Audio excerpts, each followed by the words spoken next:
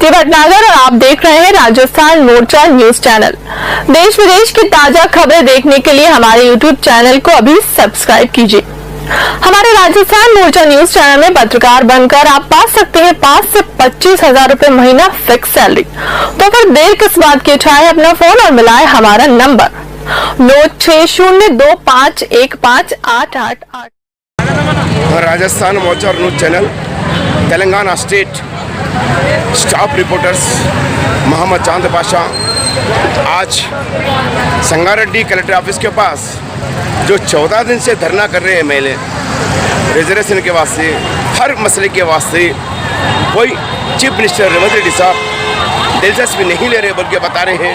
ये देखिए मैं खुद स्पॉट पे आया हूँ, सबूत के साथ मैंने उस कवर करा हूँ। ये अगर इनको धरने में कुछ हो गया है तो इसके जिम्मेदार कौन होंगे? गवर्नमेंट कौन? चीफ मिनिस्टर रेवंत रेड्डी साहब। तो इनके मसले पे जल्द से जल्द मसला हल करना बोल के రంగారెడ్డి జిల్లా తెలంగాణ రాష్ట్రం మేము కేజీపీవీలో 2008లో ప్రభుత్వము ఎలా ఎన్నిక ద్వారా రిటర్న్ ఎగ్జామ్ ద్వారా రోస్టర్ పద్ధతి ద్వారా మేము ఎన్నికయ్యాము.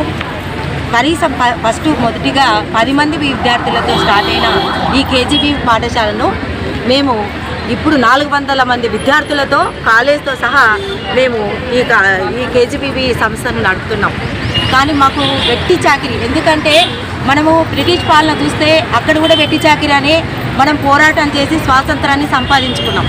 తెలంగాణ రాష్ట్రంలో కూడా ఆంధ్ర పాలకులు అని చెప్పి వెట్టి చాకిరి అని చెప్పి తెలంగాణ రాష్ట్రాన్ని జయించుకున్నాం.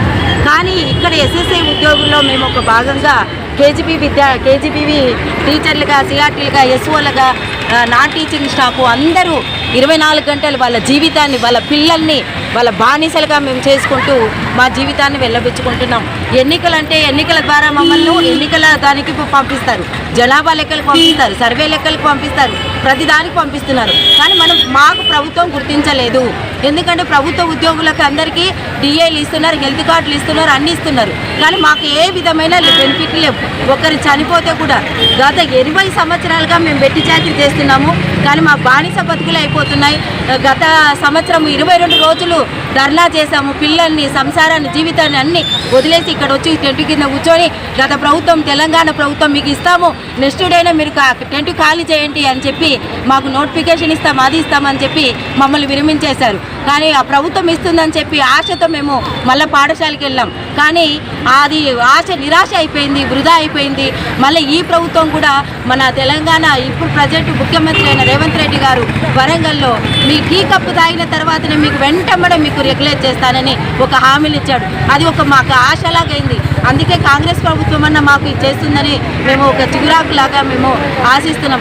అయినా కూడా ఇప్పుడు సంవత్సరం అయింది, ప్రజాపాలన అవుతుంది, విజయవంతంగా సక్సెస్ అవుతుంది. కానీ ఇప్పుడు మా సమగ్ర శిక్షను వదిలేశారు. కొంతమంది మా సమగ్ర శిక్షలో కొంతమందికి 12 నెలల జీతం లేదు, మెటర్నిటీ లీవులు లేవు, మాకు సీఎల్ లేవు, ఏది లేవు, పండగ లేదు, పబ్బం లేదు. రాత్రి అనగా పగలనగా అర్ధరాత్రి ఏ పిల్లకి ఏమైనా కూడా మా పిల్లల్ని వదిలేసి ఆ కేజీబీలో విద్యార్థులను మా పిల్లలుగా భావించుకుంటున్నాం. కాబట్టి దయచేసి ప్రభుత్వానికి మీ ఛానల్ ద్వారా మా బాధలు విన్నవించి మాకు న్యాయం చేస్తారు. రెగ్యులరైజెస్ కావాలి మాకు ఫస్ట్ మెయిన్. ఎందుకంటే మొన్న జరిగిన పార్టీకి వాళ్ళు ఇక్కడ టెంట్ కింద కూర్చోలేదు, వాళ్ళు ఒక మాట అనగానే వాళ్ళకి రెగ్యులరైజ్ చేసేసారు. కానీ మేము 13 రోజుల నుంచి చేస్తున్నాం. ప్రభుత్వానికి కనికరం లేదా? ఎందుకంటే మహిళలకు కానీ ఉచిత బస్సులు అవన్నీ పథకాలు పెడుతున్నారు. మా బాధ 22,000 ఉద్యోగులకు మా కన్ను తెరిస్తే రేవంత్ రెడ్డికి ఎంతో అనిపించదు. దయచేసి ఆ రేవంత్ రెడ్డి గారు ముఖ్యమంత్రి గారికి విన్నవించుకుంటున్నాం. ఈసారైనా ఈ 13 కాదు, ఈ వారం రోజులు మేము ఈ టెంటు ఆయన నోరిప్పి మీకు రెగ్యులరైజ్ చేస్తాము అంటేనే మేము టెంట్ దిగుతాము, టెంట్ బయటకు వెళ్తాం, ప్రభుత్వ విధులకు వెళ్తాం. లేకపోతే మా ప్రాణాలలో ఒట్టి ఇక్కడే ఉంటాం, మా కోరికలు నెరవేర్చుకుంటాం. జై తెలంగాణ.